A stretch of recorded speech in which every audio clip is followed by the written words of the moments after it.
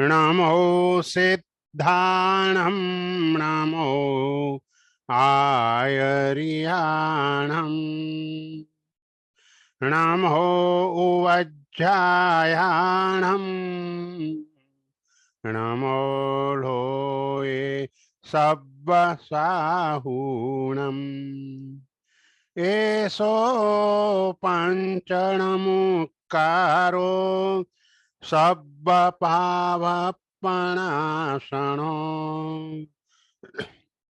मङ्गलाणं च सब्बेसिं पढमं हवै मङ्गलम् नमो दुर्वाररागादि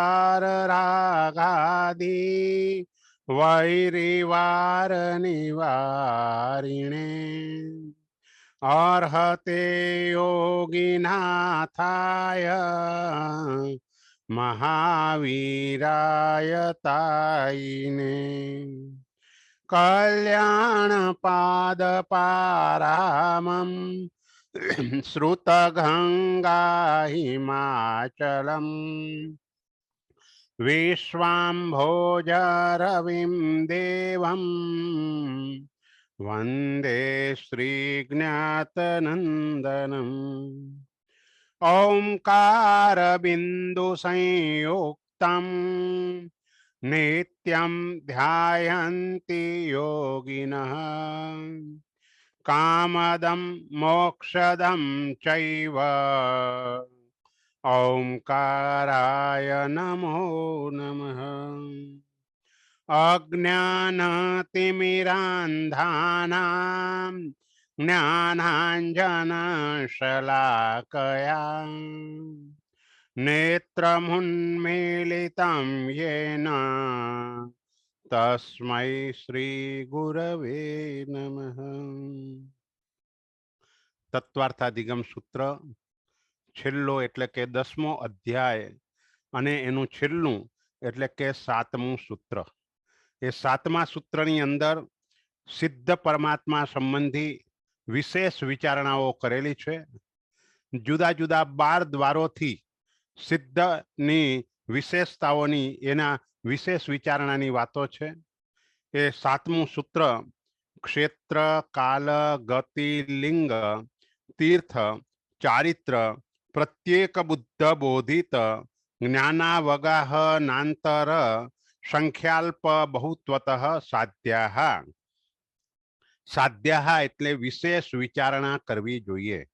क्षेत्र 1 2 नंबर में काल 3 नंबर में गति 4 नंबर में लिंग 5मा नंबरे तीर्थ 6ठा नंबरे चारित्र 7मा नंबरे प्रत्येक बुद्ध बोधित 8मा नंबर में ज्ञान 9मा नंबर में अवगाहना 10मा नंबर में अंतर 11मा नंबर में संख्या अने 12मा नंबर में अल्प बहुत्व।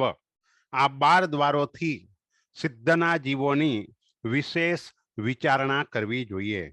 तो एमां सौथी पहेलुं क्षेत्र छे। कया कया क्षेत्रमां आत्मा सिद्ध थाय एनी विचारणा करवी एने क्षेत्रद्वार कहेवामां आवे छे।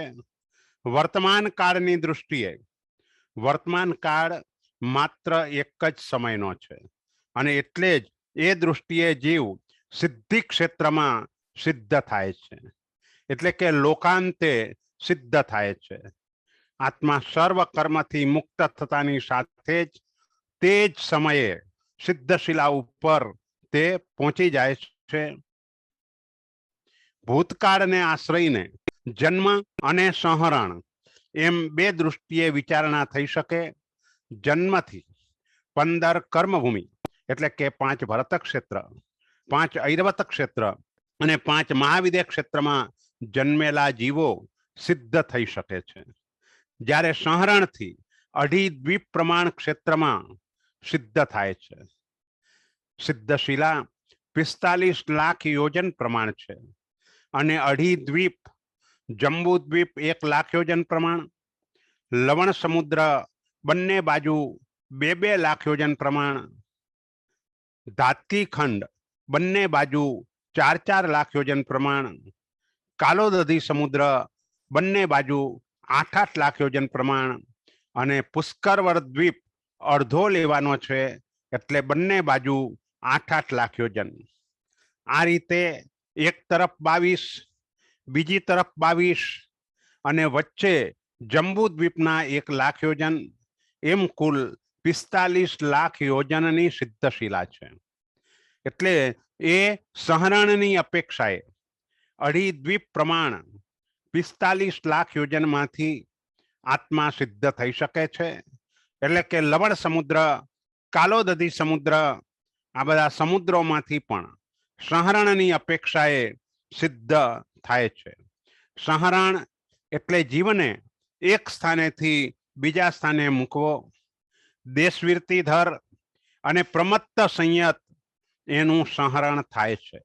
એટલે કે પાંચમા અને છઠ્ઠા ગુણસ્થાનક વાળા, પાંચમા ગુણસ્થાનક વાળા દેશવીરતિધર અને છઠ્ઠા ગુણસ્થાનક વાળા પ્રમત્ત સંયત એનું સહરણ થાય છે. કોઈના મતે અવિરત સમ્યક દૃષ્ટિ એટલે કે ચોથા ગુણસ્થાનક વાળા જીવોનું પણ સહરણ થાય છે. સાધ્વીજી ભગવંત, અવેદી, પરિહાર વિશુદ્ધિ ચારિત્ર વાળા પુલાક, 14 પૂર્વધર મહાત્મા, આહારક શરીરી અને અપ્રમત્ત સંયત, આ 7નું સહરણ થતું જ નથી. તો આ રીતે ક્ષેત્રથી આપણે 2 દૃષ્ટિએ વિચારણા કરી, જન્મ અને સહરણ. ત્યાર પછી કાળ, કયા કાળે સિદ્ધ થાય એની વિચારણા. તો વર્તમાન કાળની દૃષ્ટિએ આત્મા અકાળે સિદ્ધ થાય છે, કારણ કે વર્તમાન કાળની દૃષ્ટિએ જીવ સિદ્ધ ક્ષેત્રમાં સિદ્ધ થાય છે અને ત્યાં કાળ નથી. કાળ માત્ર અઢી દ્વીપમાં જ છે.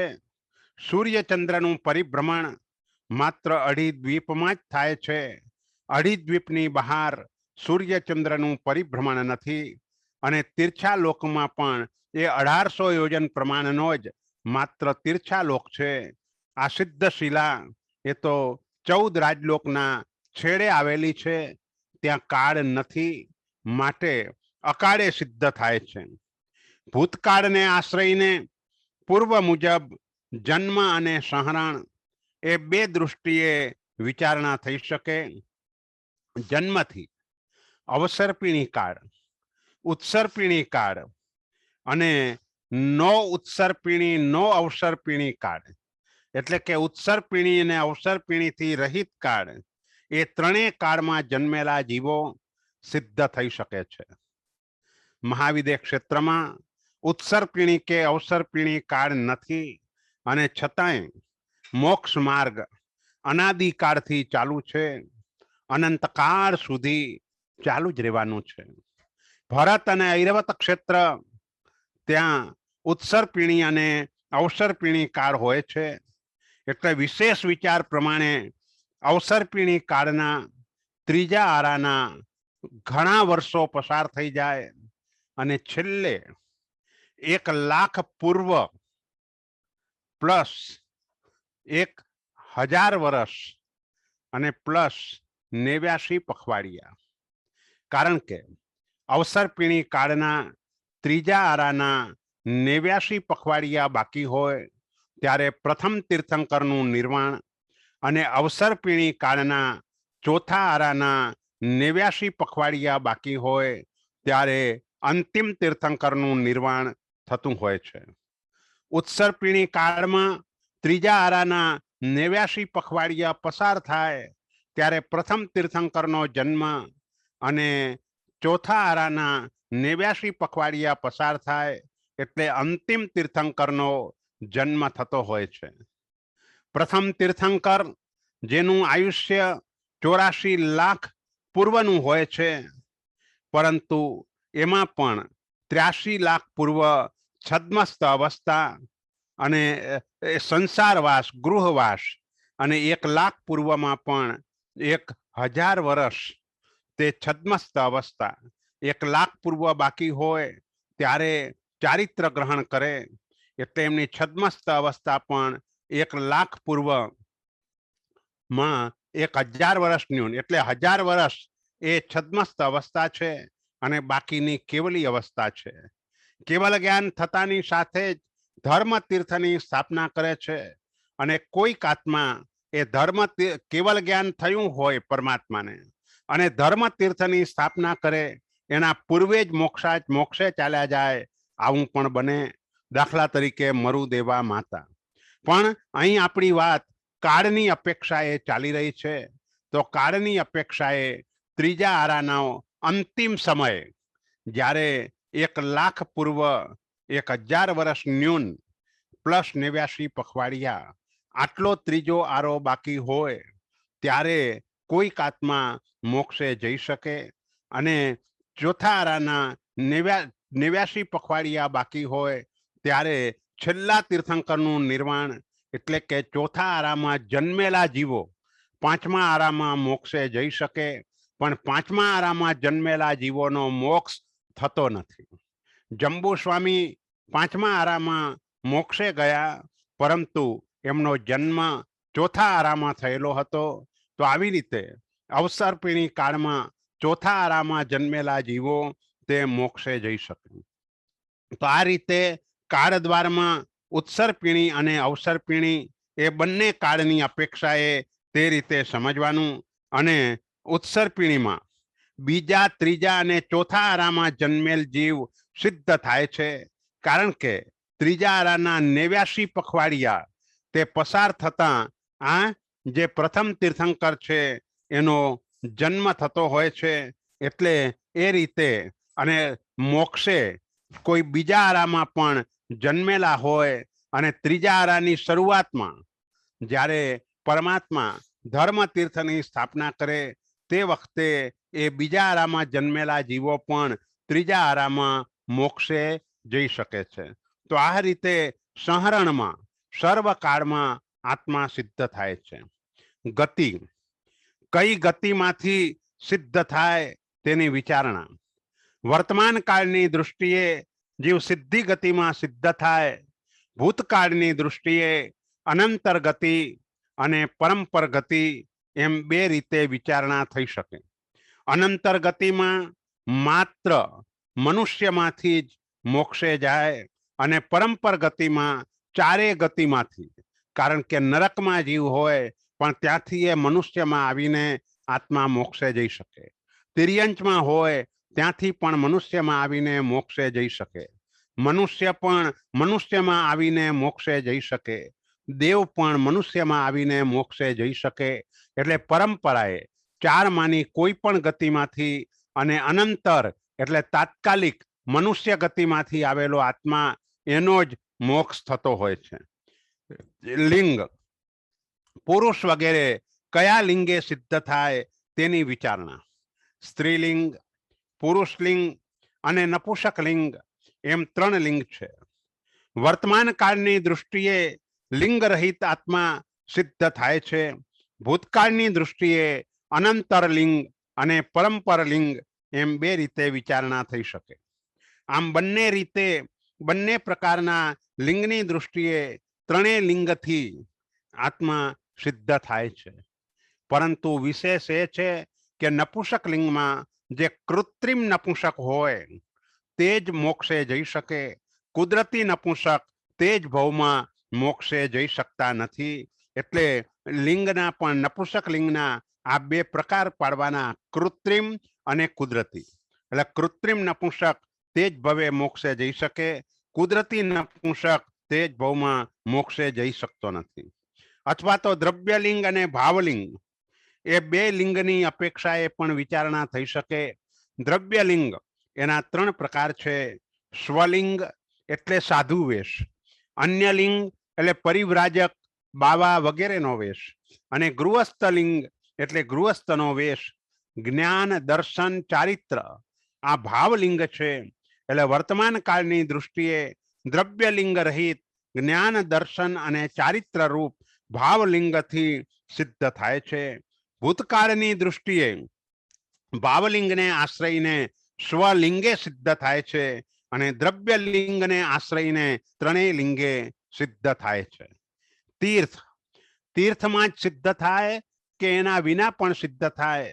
હમણાં જ આપણે વાત કરી કે મરુદેવા માતા પરમાત્મા ઋષભદેવ ધર્મ તીર્થની સ્થાપના કરે એના પૂર્વે જ મોક્ષે ચાલ્યા ગયા, એટલે અતીર્થમાં પણ આત્માનો મોક્ષ થાય અને તીર્થની સ્થાપના થયા પછી તો અનેક આત્માઓ મોક્ષે જતા હોય છે, એટલે તીર્થમાં પણ મોક્ષ થાય. છઠ્ઠું દ્વાર ચારિત્ર. કયા ચારિત્રમાંથી સિદ્ધ થાય એની વિચારણા તો વર્તમાન કાળની દૃષ્ટિએ નો ચારિત્રી નો અચારિત્રી રૂપે સિદ્ધ થાય છે, કારણ કે મોક્ષમાં સામાયિક, છેદોપસ્થાપનીય, પરિહાર વિશુદ્ધિ, યથાખ્યાત કે સૂક્ષ્મ સંપ્રાય આવા કોઈ ચારિત્ર પ્રવૃત્તિ રૂપ ચારિત્ર હોતું નથી. ત્યારે સર્વથા ચારિત્રનો અભાવ છે એમ પણ ન કહેવાય. એટલે ભૂતકાળની દૃષ્ટિએ અનંતર ચારિત્ર અને પરંપર ચારિત્ર એમ બે રીતે વિચારણા થઈ શકે. અનંતર ચારિત્રમાં યથાખ્યાત ચારિત્રની માંથી મોક્ષ થાય, કારણ કે યથાખ્યાત એટલે જેવું જીનેશ્વર પરમાત્માએ કહ્યું છે તેવું જ ચારિત્ર, એને યથાખ્યાત ચારિત્ર કહીએ છીએ.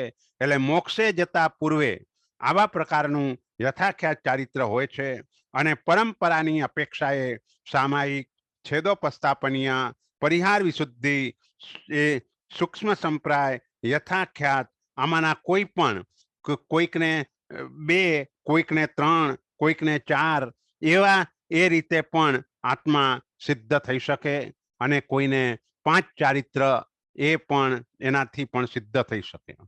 પ્રત્યેક બુદ્ધ બોધિત, પ્રત્યેક એટલે કોઈ સંધ્યાના રંગ આદિ દ્વારા નિમિત્ત પામીને વૈરાગ્ય થાય અને કેવળ જ્ઞાનની પ્રાપ્તિ થાય, અને બુદ્ધ બોધિત એટલે ગુરુના ઉપદેશથી બોધ પામીને જેઓ મોક્ષે જાય એને બુદ્ધ બોધિત આપણે કહીએ છીએ. એટલે કેટલાક જીવો બીજાના ઉપદેશથી બોધ પામીને સિદ્ધ થાય છે, અને તીર્થંકર પરમાત્માઓ તે તો સ્વયં સંબુદ્ધ હોય છે. પ્રત્યેક બુદ્ધો તે પણ સ્વયં બુદ્ધ હોય છે. બીજા જીવો બુદ્ધ બોધિત એટલે કે ગુરુના ઉપદેશથી બોધ પામીને મોક્ષે જનારા હોય છે. 8મા નંબરનું દ્વાર જ્ઞાન દ્વાર. કયા જ્ઞાનથી સિદ્ધ થાય તેની વિચારણા જે અનંતર અપેક્ષાએ જો વિચારીએ, વર્તમાન કાળની દૃષ્ટિએ વિચારીએ તો કેવલ જ્ઞાનથી આત્માનો મોક્ષ થાય છે. ભૂતકાળની દૃષ્ટિએ મતિ શ્રુત એ 2 જ્ઞાનથી, અથવા મતિ શ્રુત અવધિ કે મતિ શ્રુત મનઃપર્યવ એ 3 જ્ઞાનથી, કે મતિ શ્રુત અવધિ અને મનઃપર્યવ એ 4 જ્ઞાનથી સિદ્ધ થાય છે, અથવા કેવલ જ્ઞાન પ્રાપ્ત કરતા પૂર્વે તે જ્ઞાન આત્મામાં હોઈ શકે છે. અવગાહના. કેટલી એટલે 9મું દ્વાર આપણું આવ્યું. કેટલી અવગાહના વાળા જીવો સિદ્ધ થાય એની વિચારણા કરવાની છે. તો અવગાહના એટલે આત્મ પ્રદેશોને રહેવાની જગ્યા. આપણું શરીર, એ જે શરીરની હાઈટ જે કહીએ છીએ એને અવગાહના કહેવાય. જીવ વિચારમાં પણ 5 દ્વારમાં પહેલું દ્વાર અવગાહના દ્વાર હતું. એટલે જીવના આત્મ પ્રદેશોને જે રહેવાની જગ્યા છે તે અવગાહના છે, અને એ શરીરનું ઊંચાઈ ઉત્કૃષ્ટથી 502 થી 509 ધનુષની કાયાવાળા જીવો મોક્ષે જઈ શકે, અને જગન્યથી 2 થી 9 અંગુલ ન્યૂન 2 હાથની કાયાવાળા જીવો મોક્ષે જઈ શકે. એટલે જ્યારે મોક્ષે જાય છે તેવા સમયે એની અવગાહનામાં 1/3 ભાગ પોલાણવાળો હોય છે. તે પોલાણવાળો ભાગ પૂરાઈ જતો હોય છે. કોઈ 500 ધનુષની કાયાવાળો આત્મા મોક્ષે જાય તો સિદ્ધ અવસ્થામાં એના આત્મ પ્રદેશો 333 ધનુષ અને 32 અંગુલ એટલા સ્થાનની અંદર રહેતા હોય છે, કારણ કે 1/3 ભાગ શરીરનો જે પોલાણવાળો ભાગ હતો એ પૂરાઈ ગયો. શરીર સિદ્ધ અવસ્થામાં હોતું નથી, પરંતુ એના આત્મ પ્રદેશો સંકોચાઈને 2/3 ભાગ જેટલા થઈ જાય છે. 2 હાથની કાયાવાળો આત્મા મોક્ષે જાય તો 2 હાથ એટલે 48 અંગુલ, અને 48 અંગુલમાંથી 16 અંગુલ તે ઓછું થઈ જાય, ત્રીજો ભાગ. એટલે એના આત્મ પ્રદેશો ત્યાં 32 અંગુલ જેટલી અવગાહનામાં ત્યાં રહેતા હોય છે। તો આ રીતે ભૂતકાળની દૃષ્ટિએ પોતપોતાની કાયાની અવગાહનામાં સિદ્ધ થાય છે, વર્તમાન કાળની દૃષ્ટિએ પોતાની જે કાયા હતી એના 2/3 ભાગની અવગાહનામાં જીવ સિદ્ધ થઈ શકે છે। ત્યાર પછીનું અંતરદ્વાર દરેક સમયે સિદ્ધ થાય કે અંતર પડે। 10મા નંબરનું અંતરદ્વાર છે, એ અંતર પડે તો કેટલું અંતર પડે એની વિચારણા કરવાની છે। જીવો સતત સિદ્ધ થાય છે અને અંતરથી પણ સિદ્ધ થાય છે, એટલે કે કેટલીક વખત સતત અનેક સમય સુધી સિદ્ધ થયા કરે છે। આ પ્રમાણે અનેક સમય સુધી સિદ્ધ થયા કરે તો જગન્યથી 2 સમય એટલે 2 સમય સુધી જીવો મોક્ષે જાય અને ઉત્કૃષ્ટથી 8 સમય સુધી સિદ્ધ થાય છે। 8 સમય પછી અવશ્ય અંતર પડતું હોય છે। જો કે સમય એ કાળનો અવિભાજ્ય અંશ છે। આંખના પલકારામાં પણ અસંખ્ય સમયો પસાર થઈ જાય છે, એટલે 1-2 સમય કે 8 સમય જેને આપણે માત્ર કેવલી ભગવંતો જ્ઞાનથી જાણી શકે। આપણે બોલવા જઈએ, વિચારવા જઈએ ત્યાં જ અસંખ્ય સમયો પસાર થઈ જતા હોય છે, પણ આત્મા સિદ્ધ થાય તો 2 સમય સુધી ચોક્કસ સિદ્ધ થાય। એવું નથી કે એક સમય સિદ્ધ થયો અને બીજા સમય અંતર પડી જાય। જગન્યથી 2 અને ઉત્કૃષ્ટથી 8 સમય સુધી સિદ્ધ થાય, પછી 9મા સમયે કોઈ પણ આત્મા મોક્ષે ન જાય, કારણ કે 8 સમયથી વધારે સળંગ જીવની સિદ્ધિ થતી નથી। તો આ રીતે અંતરદ્વાર એ રીતે છે। ત્યાર પછી સંખ્યાદ્વાર છે।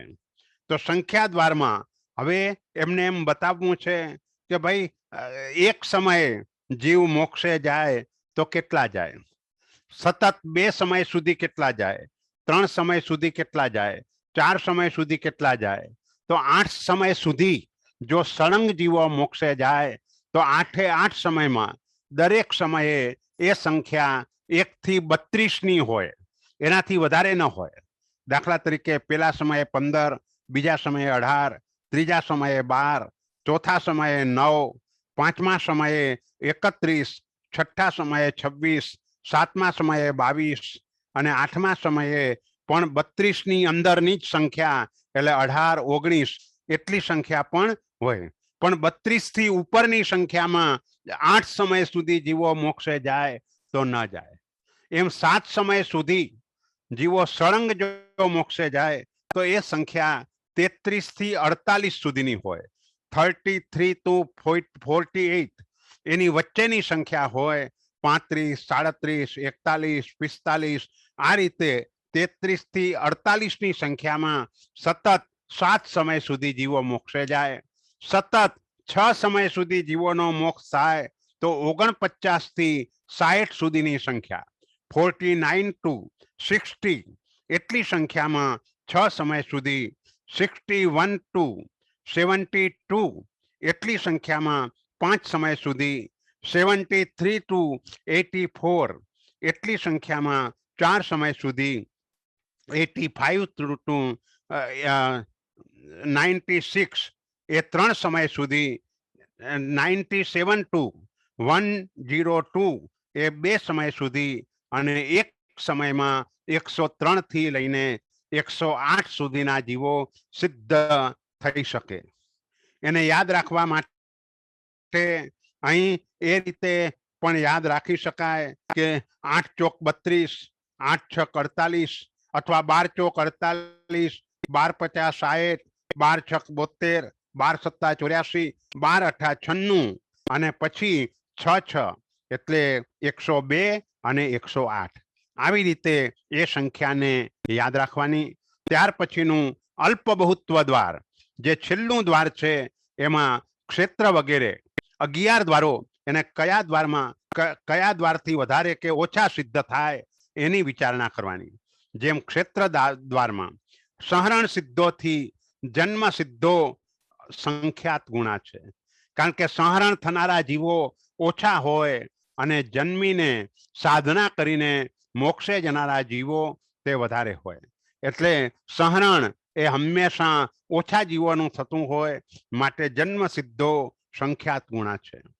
કાળ દ્વારમાં ઉત્સર્પિણી કાળ કરતા અવસર્પિણી કાળમાં સિદ્ધો વધારે હોય, કારણ કે અવસર્પિણી કાળમાં પ્રતિકૂળતા વધારે હોય અને પ્રતિકૂળતાને ક્ષમતાપૂર્વક સહન કરવાથી કર્મની નિર્જરા વધારે થાય. એટલે ઉત્સર્પિણી કાળમાં અનુકૂળતા વધારે હોય, ત્યાં કર્મની નિર્જરા ઓછી થતી હોય. એટલે આ અવસર્પિણી કાળ એ રીતે પણ આપણને લાભ કરનારો છે કે પ્રતિકૂળતાઓ વારંવાર આવ્યા કરે એને પ્રસન્નતા પૂર્વક જો સહન કરી લઈએ તો નિર્જરા વધારે થાય. એટલે ઉત્સર્પિણી કાળના સિદ્ધો કરતા અવસર્પિણી કાળના સિદ્ધો તે વધારે હોય છે.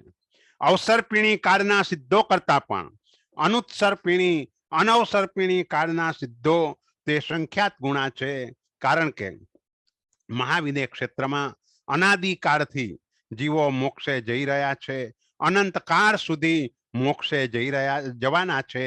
ભરત અને ઐરવત ક્ષેત્રમાં એ અંતર પડે છે, પણ મહાવિદ્ય ક્ષેત્ર, કારણ કે ભરત અને ઐરવતમાં ત્રીજા આરામાં છેડે અને ચોથા આરામાં જન્મેલા જીવો તે મોક્ષે જઈ શકે છે. એમ ઉત્સર્પિણીમાં પણ બીજા ત્રીજા ચોથા આરામાં જન્મેલા જીવો મોક્ષે જઈ શકે છે. એટલે અવસર્પિણી કાળના પહેલા બીજા અને ત્રીજાની શરૂઆતમાં જન્મેલા જીવો તે મોક્ષે જતા નથી. એટલે એ રીતે અહીં અંતર પડે છે, જ્યારે મહાવિદ્ય ક્ષેત્રમાં આવું અંતર નથી. અને મહાવિદ્ય ક્ષેત્રને નો અવસર્પિણી નો ઉત્સર્પિણી અથવા તો અનુત્સર્પિણી કે અનવસર્પિણી કાળ કહેવાય, કારણ કે ત્યાં સદાના માટે અહીં ભરત ઐરવત ક્ષેત્રમાં અવસર્પિણી કાળનો ચોથો આરો ચાલતો હોય તેના જેવા જ ભાવો ત્યાં હોય. અને અવસર્પિણી કાળના ચોથા આરાની અંદર જ આ બધા જ તીર્થંકરો એટલે 24 માંથી 23 તીર્થંકર પરમાત્માઓ અવસર્પિણી કાળના ચોથા આરામાં થતા હોય છે. એટલે અહીં પણ એના જેવા જ ભાવો મહાવિદ્ય ક્ષેત્રની અંદર કાયમના માટે હોય છે. આ રીતે અલ્પ બહુત્વ એટલે ઓછા વત્તાપણું, એને અલ્પ બહુત્વ કહેવાય. એટલે એવી રીતે નપુંસક લિંગે સિદ્ધ ઓછા હોય, સ્ત્રીલિંગે સિદ્ધ એનાથી વધારે હોય અને પુરુષ લિંગે સિદ્ધ એનાથી પણ વધારે હોય. આવી રીતે વિચારણા કરવી તે અલ્પ બહુત્વ દ્વાર છે. તો આ રીતે તત્વાર્થાધિગમ સૂત્રની અંદર છેલ્લે સિદ્ધ જીવો સંબંધી 12 દ્વારોથી આપણે વિચારણા કરી. શ્રી તત્વાર્થાધિગમ સૂત્ર એના 10 અધ્યાયો પૂર્ણ થયા અને 10 અધ્યાયોની અંદર જેના જે પ્રશ્નો હતા એ પ્રશ્નો આવેલા છે અને એ પ્રશ્નોનું સમાધાન આપણે કરીએ છીએ. પહેલો પ્રશ્ન, મહાવીર સ્વામી ભગવાને ત્રીજા ભવમાં બાંધેલું નીચ ગોત્ર 27મા ભવમાં ઉદયમાં આવ્યું તેનો અબાધાકાળ સમજાવો. દેવાનંદા માતાનું ગોત્ર તે નીચકુળ કઈ અપેક્ષાએ હતું?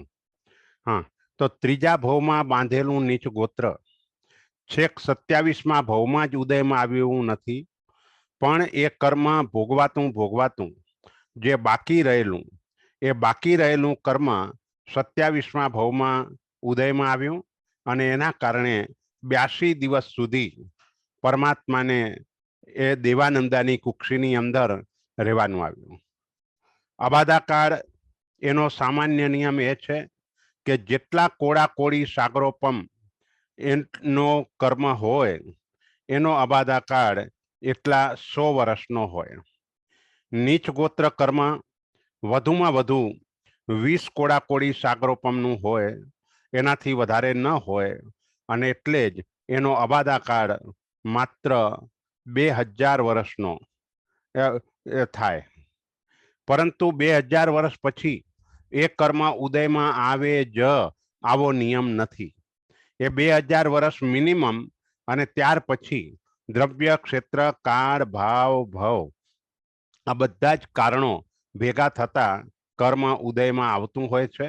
એટલે નીચ ગોત્ર કર્મ તે મનુષ્ય જેવી ગતિની અંદર જ્યારે આત્મા આવે તેવા સમયે એ કર્મનો ઉદય આવતો હોય છે. તિર્યંચ ગતિ એ તો નીચ ગોત્ર સ્વરૂપ જ છે. परंतु आ रीते नीच गोत्र कर्म जे त्रीजा भावमां बंधायेलुं ए भोगवातुं जे बाकी रह्युं ए ते छेल्ला भावमां एटले के लगभग 1 करोड़ सागरोपम पछी पण उदयमां आवेलुं छे। अने एनी साथेनो जे प्रश्न छे ए देवानंदानुं नीच गुण कई अपेक्षाए हतुं। ए देवानंदा ब्राह्मणी हता अने ए अपेक्षाए आनाथी कारण के तीर्थंकर परमात्मा अत्यंत उच्च कुळनी अंदर जन्मता होय छे एटले अने कदाच कर्मवशथी कोई एवी कुक्षीनी अंदर आवी पण जाए तो पण एमनो जन्म तो उच्च कुळमां ज थाय छे एटले अत्यंत जे श्रेष्ठ गोत्र जे कहेवाय एवुं गोत्र देवानंदा मातानुं न कहेवाय। त्यार पछी बीजो प्रश्न, नाभीनी नीचेना अवयवो अशुभ गणाय तो पछी चरणनी पूजा अने चरणने वंदन केम कराय छे?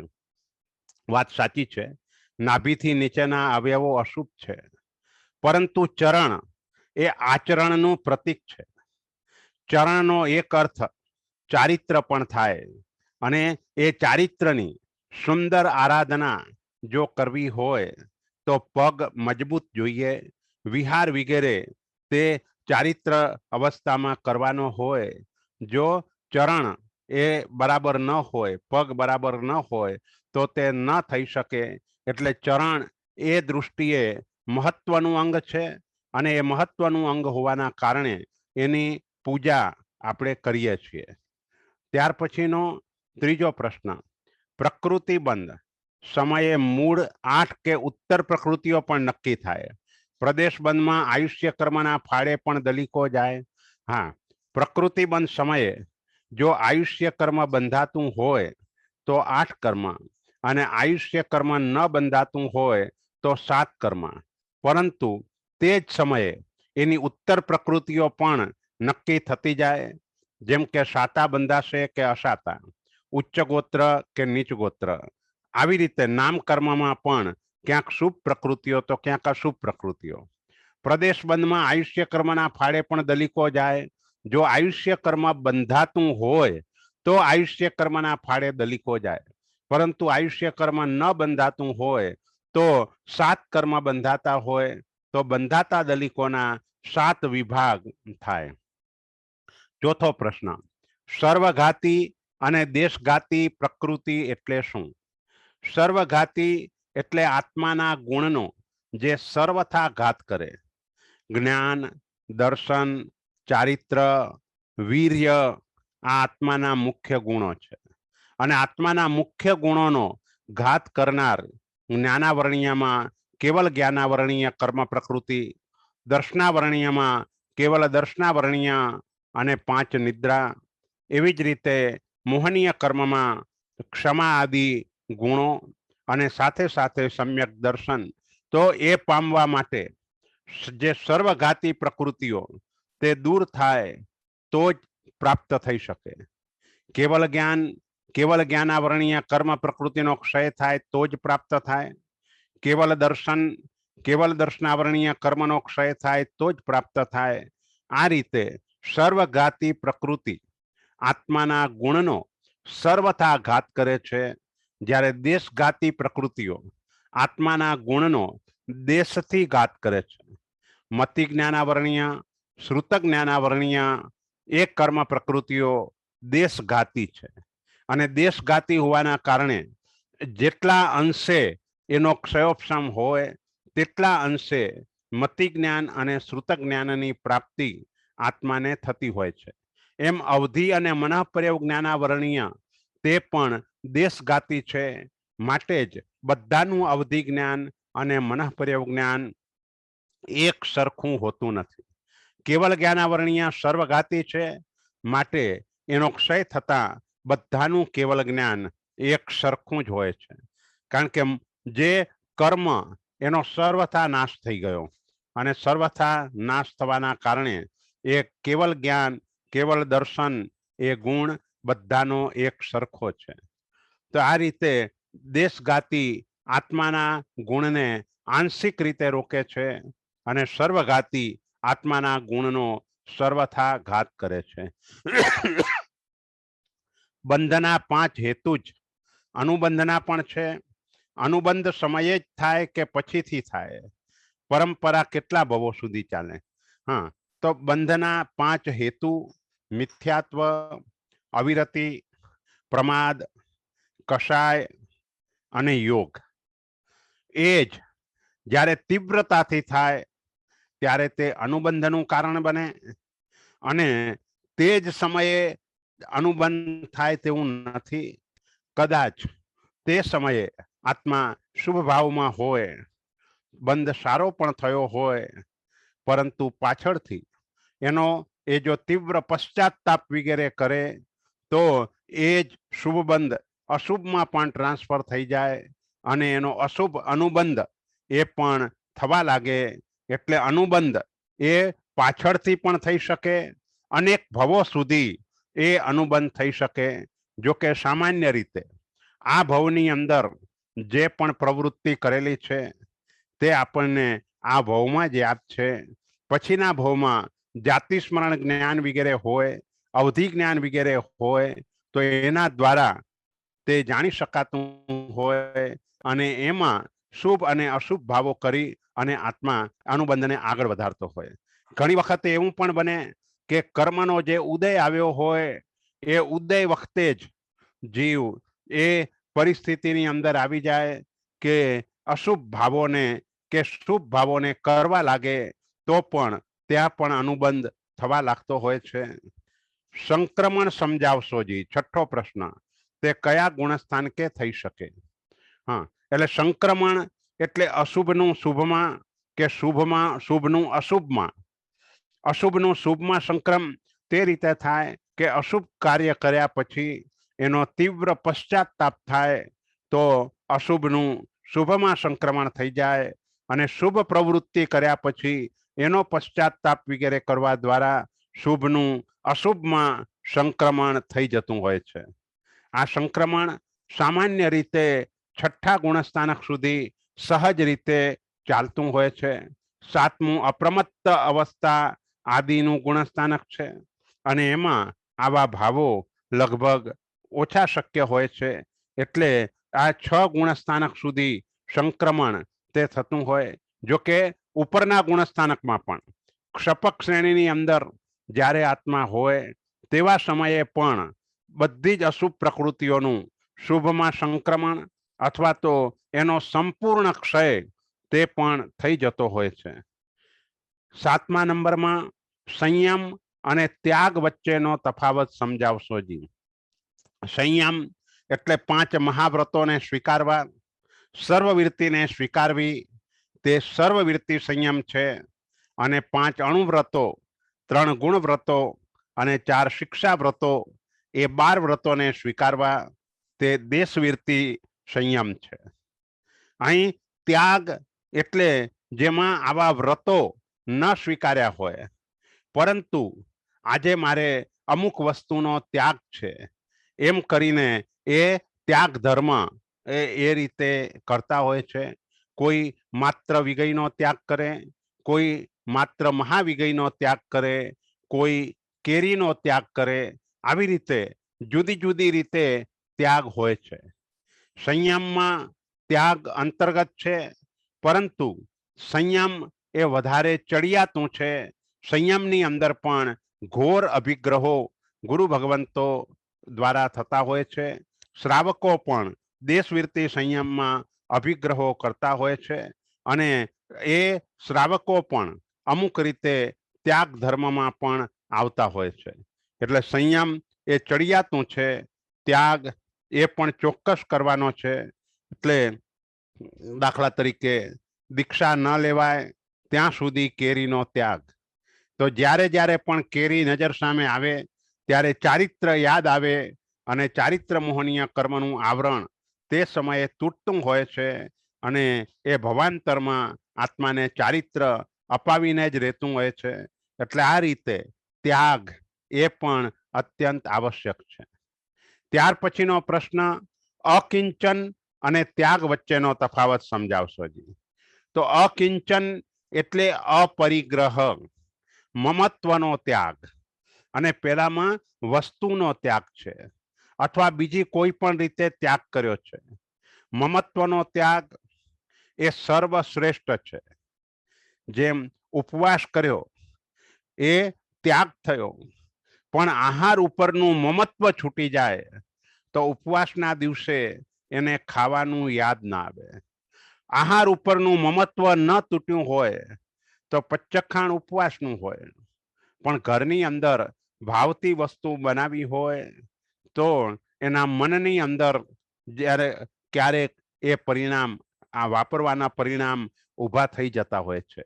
એટલે અકિંચન એટલે મમત્વનો ત્યાગ, અને ત્યાગની અંદર માત્ર કોઈ પદાર્થ, વસ્તુ અથવા તો પૈસા આદિની અંદર પણ અમુક અંશે ત્યાગ, એ રીતે એ ત્યાગ થતો હોય છે. ત્યાર પછીનો પ્રશ્ન, 7મા ગુણસ્થાનકના પહેલાના ગુણસ્થાનકોમાં આર્ત અને રૌદ્ર ધ્યાન હોય છે. તો હાલમાં આપણને સામાયિક વગેરે ધર્મક્રિયા કરતા પણ આર્ત અને રૌદ્ર ધ્યાન જ હોય. હા, તો સૌથી પહેલા આર્ત ધ્યાન, જે 5મા ગુણસ્થાનક સુધી હોય છે, અને રૌદ્ર ધ્યાન 6ઠા ગુણસ્થાનક સુધી હોય છે. પરંતુ એ 5 અને 6 ગુણસ્થાનક સુધી જીવોને સતત આર્ત અને રૌદ્ર ધ્યાન હોય જ આવો નિયમ નથી. પણ કોઈક આત્મા સતત એ અશુભ ભાવોની અંદર રહ્યા કરે તો એને આર્ત રૌદ્ર ધ્યાન તે વખતે હોય છે. એટલે ક્યારેક અશુભ વિચાર પણ હોય, પણ અશુભ વિચાર એ માત્ર આર્ત ધ્યાન કે રૌદ્ર ધ્યાન સ્વરૂપ જ કહેવાય એવું નથી. અને માટે જ આપણે દુજ્જાઓ દુબ્બી ચિંતીઓ એ પદો જુદા જુદા બોલીએ છીએ. દુજ્જાઓ એટલે દુર્ધ્યાન, જે અશુભ વિચારોનું સતત સાતત્ય એ દુર્ધ્યાન સ્વરૂપ છે. અને અશુભ વિચારોનું જે વચ્ચે વચ્ચે આવી જવું તે અશુભ ભાવ સ્વરૂપે ગણાતું હોય છે. એટલે સામાયિક વગેરે ધર્મક્રિયા કરતા આપણને એ ધ્યાન જ હોય એવું નથી. સામાયિકમાં આત્મા શુભ ભાવમાં રહેવાનો પ્રયત્ન કરતો હોય છે.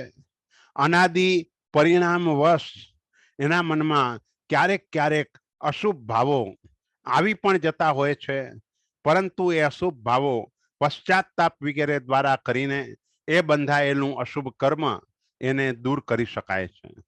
અને એટલે જ સામાયિક પારતી વખતે આપણે બોલીએ છીએ, છિન્નઈ અસુહમ કમ્મમ સામાય્ય જત્તિયા વારા, જાવ મણે હોય નિયમ સંયુક્ત. જ્યાં સુધી મન સામાયિક વ્રતમાં જોડાયેલું છે ત્યાં સુધી આત્મા અશુભ કર્મને છેદે છે.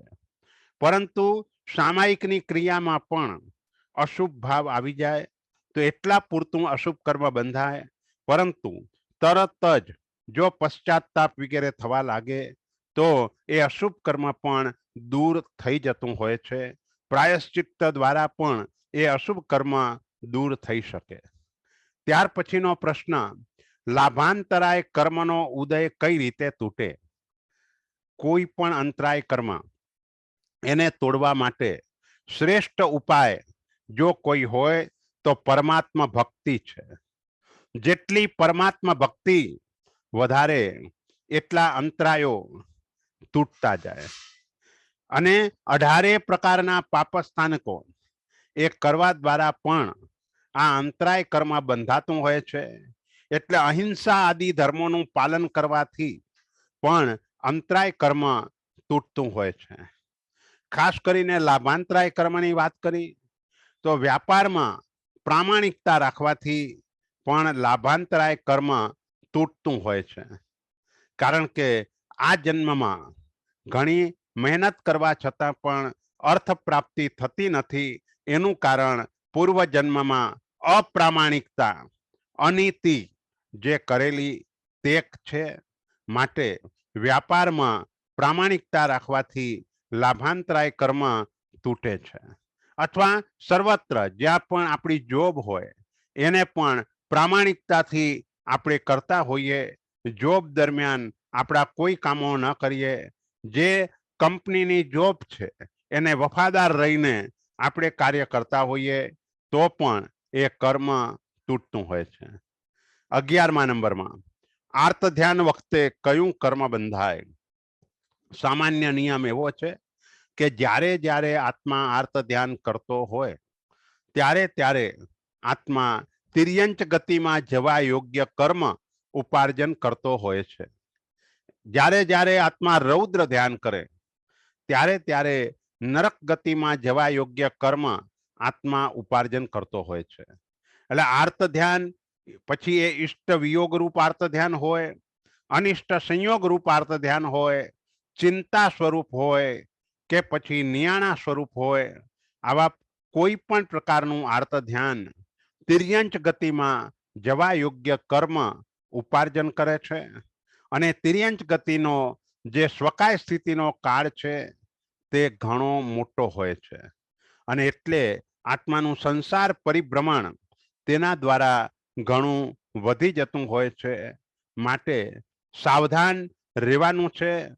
શક્ય હોય ત્યાં સુધી એ અશુભ વિચાર આવી પણ જાય તો પણ એનું સાતત્ય ન રહે તેની કાળજી આપણે રાખવાની છે. ક્યાંય ટીવી આદિની અંદર પણ કોઈ દૃશ્યો જોયા પછી સતત મનની અંદર એ અશુભ ભાવો ચાલતા હોય તો એ પણ આર્ત ધ્યાન સ્વરૂપ હોય છે. અને ક્યાંક હિંસા આદિના અશુભ ભાવો ચાલતા હોય તો તે રૌદ્ર ધ્યાન સ્વરૂપ હોય છે. આર્ત ધ્યાન તિર્યંચ ગતિમાં અને રૌદ્ર ધ્યાન આત્માને નરક ગતિમાં લઈ જાય છે. 12મા નંબરમાં પૂર્વ કરોડ વર્ષ એટલે કેટલા વર્ષ અને એટલું આયુષ્ય કોનું હોય? તો પૂર્વ કરોડ વર્ષ એટલે 70,56,000 કરોડ વર્ષ.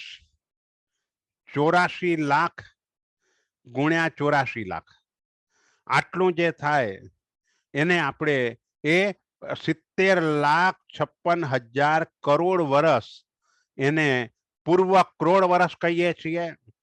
અને એ પૂર્વ કરોડ વર્ષનું આયુષ્ય મોટા મોટા મગરમચ્છો એનું પણ હોય છે. અને અહીં ચોથા આરાની અંદર જેમ મરુદેવા માતા ત્રીજા આરામાં થયા, ત્રીજા આરાના અંતે ત્યારે પણ પૂર્વ કરોડ વર્ષનું આયુષ્ય.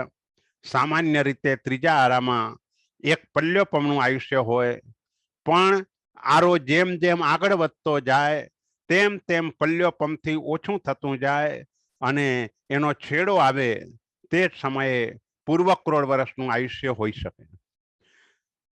સિમંદર સ્વામી ભગવાન 84 લાખ પૂર્વનું આયુષ્ય છે. એટલે આદિનાથ ભગવાન એમનું પણ 84 લાખ પૂર્વનું આયુષ્ય હતું. મરુદેવા માતાનું એનાથી 16 લાખ પૂર્વ એટલું વધારે આયુષ્ય હતું. એટલે એક પૂર્વ એટલે 70,56,000 કરોડ વર્ષ. અને આવા કરોડ પૂર્વ વર્ષનું આયુષ્ય ત્રીજા આરાના અંતે કે ચોથા આરાની શરૂઆતમાં આટલું આયુષ્ય હોય છે. આલોચના અને ગરહામાં શું તફાવત છે? ચિત્ત એટલે દ્રવ્યમન, ભાવમન કે આત્મા? આલોચના અને ગરહા. ગરહા ગુરુ સમક્ષ કરવાની હોય. માત્ર ગુરુ ભગવંત પાસે જઈને આપણા દોષો એની કબૂલાત કરીએ તે ગરહા છે. અને આલોચના એટલે ગરહા કર્યા પછી ગુરુ ભગવંત પ્રાયશ્ચિત્ત રૂપે જે તપ આદિ કરવાનું કહે તે આલોચના છે. અને તે તપ આદિ કરવાની શરૂઆત કરી દઈએ અને પછી આયુષ્ય કદાચ ઓછું પણ પડે અને એ તપ પૂર્ણ ન પણ થાય તો પણ ગુરુ ભગવંત પાસે જઈને આપણે આપણા પાપોનું પ્રકાશન કરેલું છે માટે એ કર્મની નિર્જરા થઈ જાય. પરંતુ એ પ્રકાશન બાળકની જેમ અત્યંત સરળતાથી થવું જોઈએ. કોઈ પણ બાબતને એમની પાસે છુપાવી ન શકાય. જે પણ અશુભ ગમે તેવી પ્રવૃત્તિ હોય, વૃત્તિ હોય, એ વૃત્તિ અને પ્રવૃત્તિની સદગુરુને જાણ કરવી જોઈએ. અને જાણ કર્યા પછી સદગુરુ આપણને જે પણ પ્રાયશ્ચિત્ત સ્વરૂપે તપ કે નવકારવાળી કે પછી બીજી કોઈ આરાધના કરવાનું કહે તે આલોચના સ્વરૂપ છે અને ગુરુ ભગવંત પાસે આપણા દોષોનું પ્રકાશન એ ગરહા સ્વરૂપ છે. ચિત્ત એટલે આમ તો દ્રવ્ય મન એટલે જે સામાન્ય વિચારો મનોવર્ણના પૂતગલો એ દ્રવ્ય મન છે અને પૂતગલોની અંદર ભળતો આપણો પરિણામ તે ભાવ મન છે. એટલે આત્મા સ્વરૂપ ચિત્ત નથી, પરંતુ ચિત્ત એટલે એ ભાવમન સ્વરૂપ છે. 14મો સકામ નિર્જરા એટલે ફક્ત પ્રદેશોદયથી કર્મને ભોગવીને ખરી જવું ના. સકામ નિર્જરા એટલે એ ઘણી વખત પ્રદેશોદય પણ નહીં, એમ જ એ કર્મની નિર્જરા થઈ જાય. એ કર્મ જ જો બાંધેલા બધા જ કર્મો આત્માને ભોગવવા જ પડતા હોય તો આત્માનો કદાપી મોક્ષ ન થાય. એટલે કેટલાક કર્મો એવા હોય છે કે જે કર્મો સંપૂર્ણપણે ક્ષય પામી જતા હોય, જેમાં પ્રદેશોદય પણ કદાચ ન રહેતો હોય, એવું પણ બની શકે. તો આ સકામ નિર્જરા એટલે સમ્યક દર્શન ગુણની પ્રાપ્તિ પછી મનની અંદર ના જે પણ શુદ્ધ પરિણામો એના દ્વારા આવી સકામ નિર્જરા થતી હોય છે. અને ક્ષપક શ્રેણી જે સમયે આત્મા માંડે છે તે સમયે એની પાસે કર્મોનો ગમે તેટલો મોટો જથ્થો હોય, આ બધો જ જથ્થો અંતર મુહૂર્તના સમય દરમિયાન દૂર થઈ જાય છે.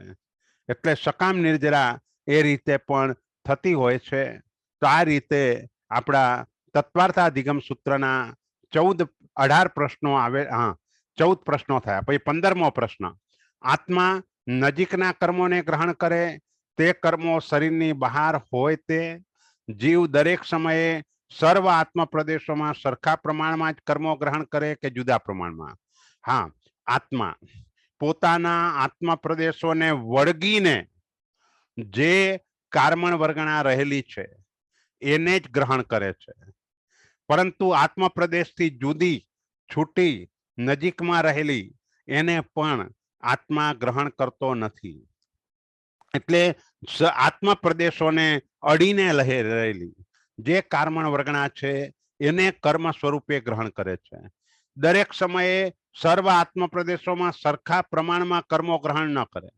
જે આત્મ પ્રદેશોનો વ્યાપાર વિશેષ હોય ત્યાં વિશેષ કર્મ ગ્રહણ થાય, જે આત્મ પ્રદેશોનો વ્યાપાર ન્યૂન હોય ત્યાં ન્યૂન કર્મ ગ્રહણ થાય. એટલે દરેક આત્મ પ્રદેશોમાં આત્મા એક સરખા પ્રમાણમાં જ કર્મો ગ્રહણ નથી કરતો, પરંતુ જેનો જેટલો વ્યાપાર હોય તે પ્રમાણમાં કર્મો ગ્રહણ થતા હોય છે. જીનકલ્પી અને ક્ષપક શ્રેણી વચ્ચેનો તફાવત. તો જીનકલ્પી એટલે પોતાના શરીરની સેવા શુશ્રૂષા પોતે જાતે ન કરે અને વર્ષો સુધી તે રીતે રહેતા હોય છે. અને ક્ષપક શ્રેણી એટલે મોહનીય કર્મનો સંપૂર્ણ ક્ષય જેમાં થાય તેને ક્ષપક શ્રેણી કહેવામાં આવે છે. અને એનો કાળ માત્ર અંતર મુહૂર્તનો જ છે. આ જીનકલ્પી એ 6ઠા 7મા ગુણસ્થાનકે હોય છે, જ્યારે ક્ષપક શ્રેણી એની પૂર્વ ભૂમિકા 8મા ગુણસ્થાનકમાં અને 9, 10, 12 એ ક્ષપક શ્રેણીના ગુણસ્થાનકો છે. 13મા ગુણસ્થાનકે આત્મા કેવલ જ્ઞાનની પ્રાપ્તિ કરે અને 14મા ગુણસ્થાનકે 4 અઘાતી કર્મોનો પણ ક્ષય કરી અને સિદ્ધ શિલા ઉપર આત્મા પહોંચતો હોય છે. એટલે જીનકલ્પી એ મુનિ અવસ્થા છે અને ક્ષપક શ્રેણી એ એના સિવાયના પણ એટલે ભાવ મુનિ કદાચ દ્રવ્યથી ચારિત્ર ન પણ સ્વીકાર્યું હોય તે પણ ક્ષપક શ્રેણી માંડી શકે. જેમ ભરત ચક્રવર્તી વગેરે ક્ષપક શ્રેણી માંડી, એવી રીતે મોહનીય કર્મનો ચારિત્ર મોહનીય કર્મનો સંપૂર્ણ ક્ષય કરવાનો ઉદ્યમ જેમાં હોય તેને ક્ષપક શ્રેણી કહીએ છીએ. જંબુદ્વીપ, અઢીદ્વીપ અને તેમાં 15 ક્ષેત્ર અને એમાં 6 ખંડ એ વગેરે સમજાવશોજી. આ વિષય આમ તો આપણે 3જા અધ્યાયની અંદર આવી પણ ગયો છે જંબુદ્વીપ 1 લાખ યોજન છે, અઢીદ્વીપ 45 લાખ યોજન છે, 15 ક્ષેત્ર એટલે કે 15 કર્મભૂમિ એટલે 5 ભરત ક્ષેત્ર, 5 ઐરવત ક્ષેત્ર અને 5 મહાવિદ્ય ક્ષેત્ર, અને એમાં 6 ખંડ જેને ચક્રવર્તી જીતતા હોય છે, અને ચક્ર એ 6 ખંડ જીત્યા પછી જ તે ચક્રવર્તી ગણાતા હોય છે. તો આવા આ જે ભૂગોળ છે એને નકશો સામે રાખી અને સારી રીતે સમજાવી શકાય, પણ લઘુ સંગ્રહણી, બૃહદ સંગ્રહણી એ ગ્રંથોની અંદર એનો વિસ્તાર આપણને જોવા મળે છે. એટલે જે સમયે એ વિષય આવશે ત્યારે આપણે એની વાત કરીશું. 18મો 14 રાજલોક જે લોકાકાશની ત્રસ નાડીમાં છે, અને ત્રસ નાડીની બહારનું નારકી, દેવલોક, ગ્રહ, નક્ષત્ર, પછી શું છે? નારકી, દેવલોક, ગ્રહ, નક્ષત્ર, તારા તારા વગેરે કેવી રચના છે તે જણાવશો જી. હા, એટલે 14 રાજલોકની અંદર વચ્ચેનો જે એક રાજલોક, આમ 14 રાજલોક ઊંચાઈ છે, હાઈટ છે, પરંતુ એની પહોળાઈ 7મી નરક 7 રાજ પોળી, 6ઠી 6 રાજ, 5મી 5 રાજ, આવી રીતે બરાબર તીર્છા લોક આવે એ 1 રાજ પોળો છે. તો 1 રાજ પોળી અને 14 રાજ ઊંચી એવી આ ત્રસ નાડી છે. ત્રસ નાડીની અંદર જ ત્રસ જીવો રહેતા હોય છે. ત્રસ નાડી બહારનું આ નરક વગેરે જે પણ છે ત્યાં માત્ર સ્થાવર જીવો જ હોય છે, પણ કોઈ ત્રસ જીવો ત્યાં હોતા નથી. અને જે જ્યોતિષી વગેરે દેવોની વાત કરી એ તો તીર્છા લોકમાં જ છે, અને તીર્છા લોક એક રાજ પ્રમાણ જ છે, એટલે ત્રસ નાડીની બહાર ક્યાંય તીર્છા લોક એ અપેક્ષાએ નથી. એટલે એ ગ્રહ, નક્ષત્ર, તારા વગેરે તીર્છા લોકની બહાર નથી, અને તીર્છા લોકની અંદર આ રીતે એની વ્યવસ્થા અહીંથી સમભૂતલા પૃથ્વીથી 790 યોજન ઉપર જઈએ એટલે જ્યોતિષ્ક વિમાનના જ્યોતિષ્ક દેવોના વિમાનોની શરૂઆત થાય, અને 110 યોજનની અંદર બધા જ જ્યોતિષ્ક વિમાનો ના આવી જાય, એટલે બધા જ દેવોનો સમાવેશ એમાં થઈ જાય. પરંતુ આ બધા જ દેવો માત્ર ને માત્ર ત્રસ નાડીમાં જ રહેલા છે. તો આ રીતે આપણે 18 પ્રશ્નો આવેલા, અને 18 પ્રશ્નોનું સમાધાન આ રીતે થયું. જીનાજ્ઞા વિરુદ્ધ કંઈ પણ બોલાયું હોય તો ત્રિવિધે ત્રિવિધે મિચ્છામિ દુક્કડમ. આગળના વિષયની વાત આપણે આગળ કરીશું. શિવમસ્તુ સર્વ જગત પરહિત નિરતા ભવન્તુ ભૂતગણા દોષા પ્રયાન્તુ નાશમ સર્વત્ર સુખી ભવતુ લોકઃ. બોલો શ્રી શંખેશ્વર પાર્શ્વનાથ ભગવાન કી જય.